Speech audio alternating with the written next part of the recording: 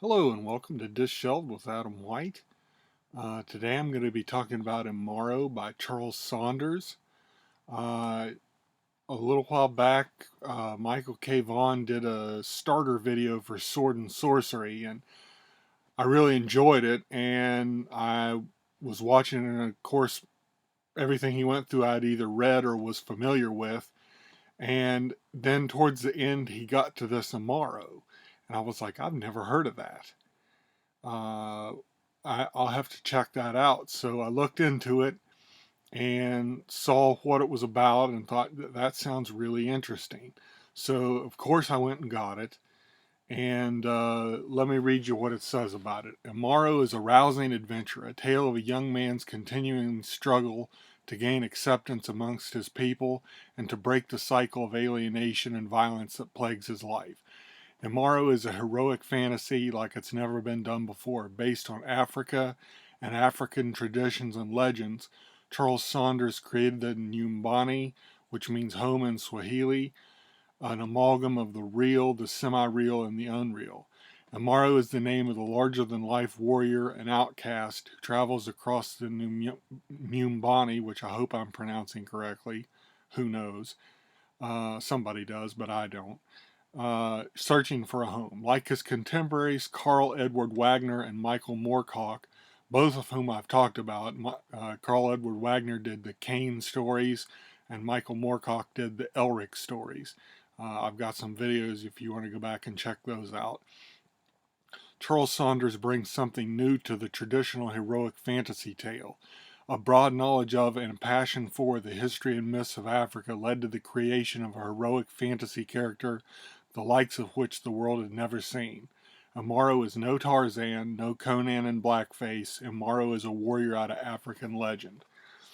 Now, I read that about it and I thought that sounds really interesting because I've never really seen any or read anything, especially in fantasy, that followed, uh, an African background. Most of the stuff was, usually based on English or American history. And I thought it sounded really interesting, something that would do with African history. And I thought that would be a really good thing for a sword and sorcery epic. And it really was. I read this in a couple of days. It's not a super long book, but Charles Saunders crafted an outstanding story about Imaro who comes into a tribe that doesn't want him at a young age. And it's about his trials and tribulations with that tribe and what happens when he comes to the point of being at manhood in that tribe. And then what happens after that. And I don't really want to say anything because it'll give away some of the stuff that happens in it. But it really deals. He's got a really interesting magic system in here. I mean, he never really goes into how the magic works, but it's consistent and very strange, and it's based partly in African folklore, and I would say based on some of the things that you see in here that are based in the magic, that there was a little bit of a Lovecraft influence too. I would have to imagine. Um, I could be wrong, but uh, just the way that the magic users looked and some of the things that happened to them and the way they did things just had kind of a Lovecraftian feel to it. So, uh, but it was more based in African history and uh, like legends and stuff like that. Imaro is a really interesting character. He is always bigger and stronger than his the other people in his tribe. His mother was from that tribe, but no one knows who his father is, including him. So he has a little bit different look to him, and he was always bigger and stronger than everybody else in his tribe. So, and that's not giving anything away because they deal with that right at the beginning. and he just is a beast. I mean, he is an awesome warrior, especially as it gets later on in the book. Uh, they mentioned Tarzan on the back. This guy would take Tarzan apart. And I say that not lightly because I'm a real big Tarzan fan and I really believe in Tarzan, but Imaro just absolutely would take him apart. And they mentioned Conan as well, which there's a little bit of influence, I think, of Conan on this. Uh, just the way that he's a warrior and and the way that he deals with things is a little reminiscent of Conan, but it's all original. I mean, it doesn't steal anything from it. It, like I said, it all has based on African culture, and Imaro, I tell you, he and Conan would be one matchup that I'd like to see because they both are equally strong and proficient with weapons, and I think it would be like almost a traditional Marvel team up. I think they'd start fighting and fight to a standstill because they were both, excuse me, and I think they would fight to a standstill, realize they had a lot in common, and then go to an ale house and get a drink. Because I think that's what would happen between him and Conan because I don't think either one of them could come out on top. And I'm a big Conan fan too, but I think that's what would happen with them because they're both so similar in terms of the fact that they're fantastic warriors. He has a particular hate for magic and magic users because they've done bad things to him all his life.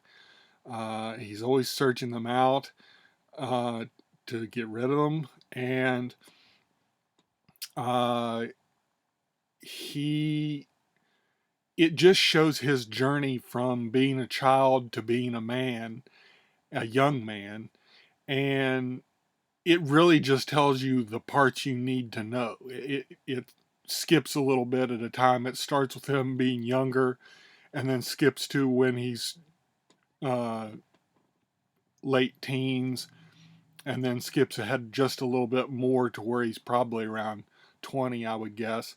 But he's just a hell of a warrior. And like I said, the cultures that he runs into are all based on African cultures. Charles Saunders did a little introduction in this, so did Charles DeLint. But uh, unfortunately, Charles Saunders passed away, I think, in 2020. So not that long ago, but he did, when this was re-released in the early 2000s, mid 2000s, um, he wrote and said that he had to change one of the chapters. He didn't have to, but he wanted to because it was kind of based on the Hutu and Tutsi war, and then the genocide happened in Rwanda, and he said it came too close to that, and he really didn't want anyone to feel like he was making money off of that genocide. So he really wanted to redo that part of the story. It's like a connected bunch of stories in this novel, kind of like City by Clifford D. Samac. It's kind of like short stories or novellas joined in together as a book, and it works as a book. And But he didn't want anyone to think he was capitalizing off of a terrible, terrible tragedy. And even though this was written 20 years before that happened, uh, so he rewrote, and it introduced a major character too. So he had to reintroduce her in a new way, and he did a new story for this edition that that replaced the old one that he felt just came too close to reality, to something too bad that happened. And so I thought that was really interesting that he'd go back and do that and add to it. And this publisher, Nightshade Books, they published this one, and they published the second volume. He had written four, and when they were originally published, they published the first three, I believe. The fourth one was never published, and then he half wrote a fifth one that he never finished. But I've ordered the second one of this because this one ends in a cliffhanger, and I was like, oh man, come on. I've got to read the second one now. And so I ordered that. It's on the way. I'm looking forward to reading that. The bad news is, though, that they did not reprint the third or fourth book. They were printed for a time at lulu.com, but that site, their store on that is no longer active, so you can't get 3 or 4 that way. I can't find 4 anywhere on the internet that I've looked at, all through different types of bookstores and stuff. I just can't find 4 at all, and I can find 3 like through sellers at Amazon, number 3 of Imaro. I think it's the Trail of Bohu or something like that. Uh, and it's like the mass market paperback is like $250. So I don't guess I'll be getting that one. I just have to hope the second one doesn't end in a cliffhanger too, because then I'll be really upset that I don't get to read the other 2.